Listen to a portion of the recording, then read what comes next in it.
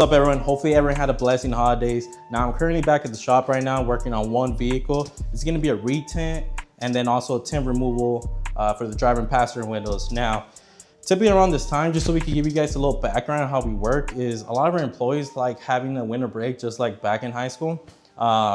Typically they decided this year to be out from the 23rd and then come back a week after New Year's, so roughly around the 5th. Today is currently the 2nd, so the whole shop is basically still closed. However, during this little break, I decided to go out looking for modular homes, mobile homes, so I could put on the property. That way I could probably just rent it out, maybe even make it into a duplex, and then have 2 units renting. It turns out I ended up becoming good friends with one of the guys selling one of the modular homes. And honestly, I'll put a clip down below. They were not bad at all. I was quite shocked because I had this image on how they look. I was not expecting this at all. However, they just sent me a text the other day saying if I could basically just do this retint for their parents since they're only here for probably the week. You can tell I have the steamer up and running already, but we're gonna do a tint removal on these and then a retint. I just have to go ahead and put the scanner and see what percentage it is. However, for the driver and passenger window, they decided just to go ahead and remove the film. You can see it's bubbling up right here in the corner.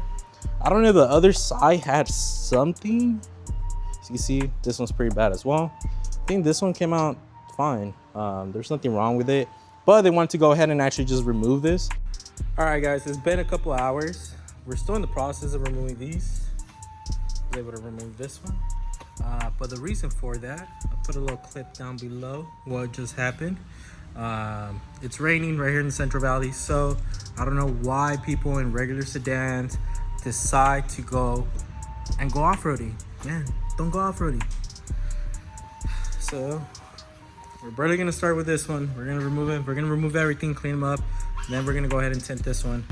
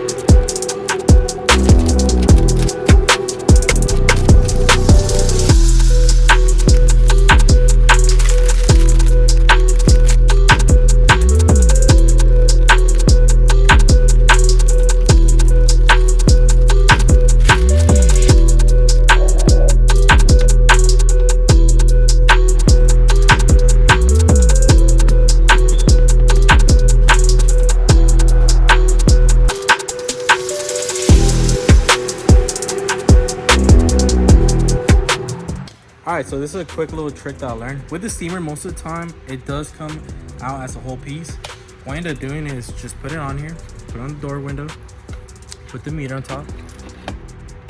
It says roughly 25%. So I'm gonna go ahead and go get a 25% roll, put it on the 2/4 ones, that way it can match to the rear.